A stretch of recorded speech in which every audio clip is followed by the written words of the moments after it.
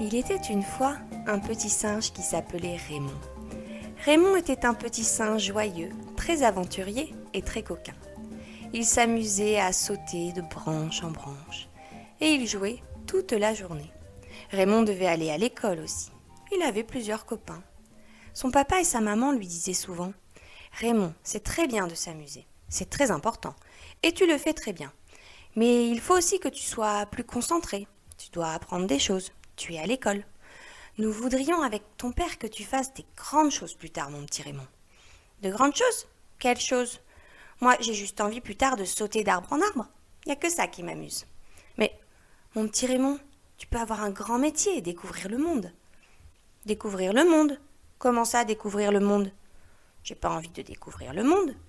Moi, j'ai déjà mon monde. Je l'adore, mon monde. Je saute de branche en branche. Et tu sais, maman, j'ai un arbre préféré. Tu as un arbre préféré ? Ah bon ?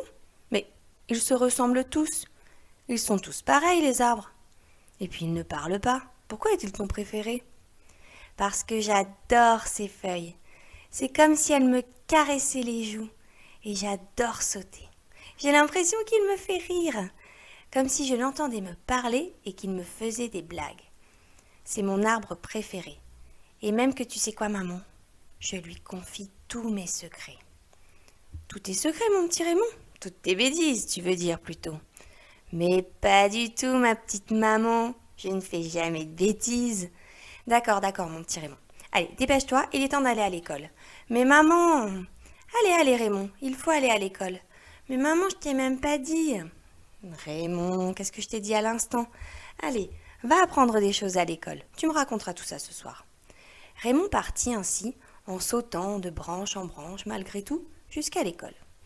Il passa la journée entière à écouter, à apprendre des choses, et aussi à être dans ses pensées.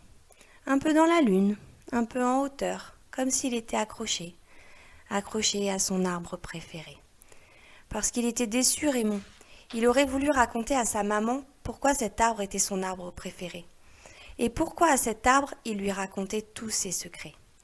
Alors, il était dans ses pensées en se disant « Si maman savait, elle comprendrait plus de choses, elle me comprendrait plus, et peut-être que ça la rendrait heureuse aussi. Et j'aimerais bien qu'elle sache. » Et le soir venu, en rentrant et en sautant de branche en branche, il décida d'aller voir sa maman pour tout lui raconter.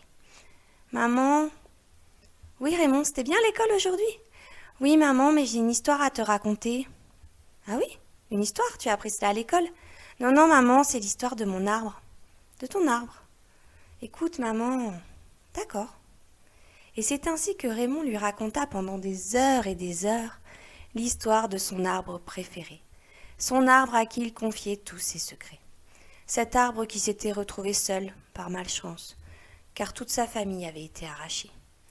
Les secrets de Raymond, il ne pouvait les raconter à personne, puisqu'il était seul. Il était d'une douceur incroyable, et Raymond avait bien raison d'être attaché à cet arbre, car cet arbre transformait tous ses secrets, tous ses chagrins, toutes ses peines, ses peurs et ses colères en de magnifiques papillons qui s'envolaient dans le ciel. Tout était transformé, car cet arbre était magique. Alors, Raymond proposa à sa maman de planter des arbres, grâce à son arbre magique, pour le remercier de son aide et de tout ce qu'il faisait sur cette terre, et pour aussi que cet arbre ne soit plus jamais seul, et que des arbres magnifiques et magiques comme celui-là, il y en ait toujours et pour toujours.